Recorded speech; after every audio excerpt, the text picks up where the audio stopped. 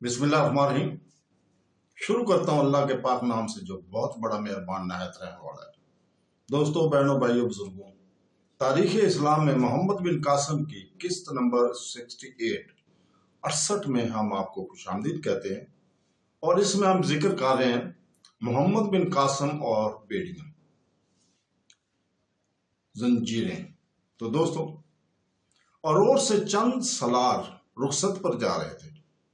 इनका इरादा था कि वापसी पर अपने बाल बच्चों को साथ लाकर मुस्तकिल तौर पर सिंध में आबाद हो जाए।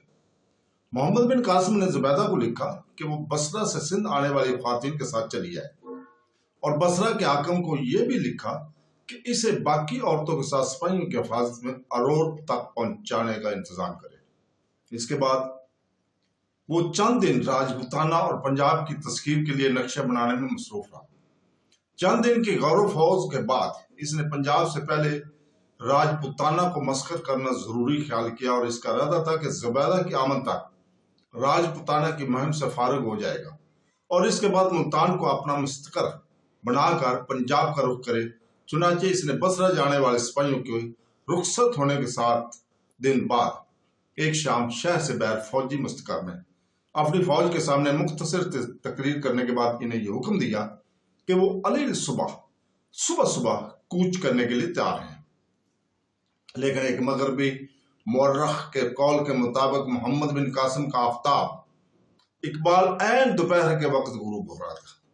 सुबह की नमाज के बाद जब अरोर के बशिंदे पड़ाव में जमा होकर मोहम्मद बिन कासिम को अलविदा कह रहे थे और औरतें आगे बढ़ बढ़ कर सिपाहियों के गलों में फूलों के हाथ डाल रही थी, अचानक एक तरफ से उड़ती हुई गर्द दिखाई दी और आन की आन में 50 मुसल्लह अरब नमूदार हुए। मोहम्मद बिन कासिम एक सफेद घोड़े पर सवार फौज की सब में चक्कर लगा रहा था।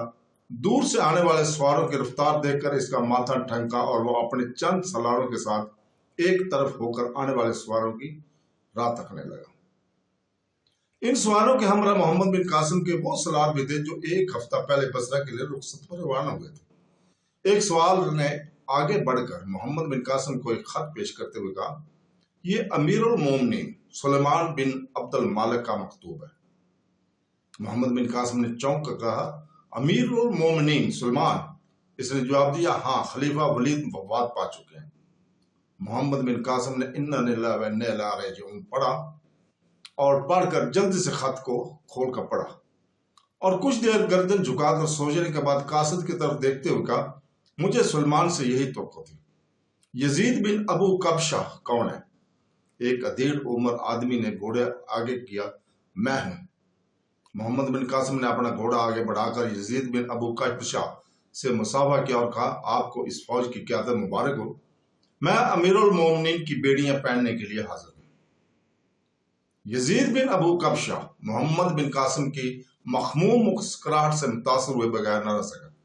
इसने पड़ाव में इन बेशुमार सिपाहियों की तरफ देखा जो कूच के लिए अमीर असाकर के हुक्म के मुंतजर थे। फिर इन सलारों की तरफ देखा जो वलीद की मौत और सलमान की मसंद नशीनी की खबर सुनकर मोहम्मद बिन कासिम के गिर्द जमा हो गए थे। यजीद बिन अबू कबशा ने महसूस किया कि वो खुद 1,00,000 जानबाजों के कैद के सामने एक मुजरिम की हैसियत में खड़ा है। मोहम्मद बिन कासिम के ये अल्फाज कि मैं अमीरुल मोमिनीन की बेड़ियां पहनने के लिए तैयार हूं, इसके कानों में बार बार गूंज रहे थे। वो महसूस कर रहा था कि कुदरत ने इसके कंधों पर जमीन आसमान का बोझ लाद दिया है। मोहम्मद बिन कासिम की तरफ से इसकी निगाहें कई बार उठ कर झुकी और झुक झुक कर उठी। इसने अपने साथियों की तरफ देखा, इन सब की गर्दनें झुकी थी। कई बार अल्फाज इसकी जुबान तक आकर रुक गए। बिलाखिर इसने कहा, मेरे दोस्त, कुदरत ने यह खफत मेरे हिस्से में लिखी थी। मोहम्मद बिन कासिम ने जवाब दिया, आप परेशान ना हो, आप फकत एलची हैं।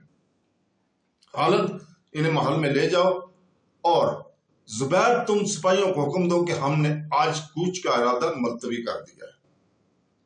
भीम सिंह ने आगे बढ़कर कहा, अगर इस खत में कोई राज की बात ना हो तो हम सब ये जानने के लिए बेकरार हैं कि दरबार खिलाफत से आपको क्या हुक्म मिला है। मोहम्मद बिन कासिम ने खत मोहम्मद बिन हारून के हाथ में देते हुए कहा, یہ آپ کو پڑھ کر سنائیں گے۔ تو دوستو اس کے ساتھ ہی آج ہم اجازت چاہتے ہیں کل تک کے لیے۔ کل انشاءاللہ تعالی ہم اسی وقت آپ کے سامنے حاضر ہوں گے۔ اللہ حافظ۔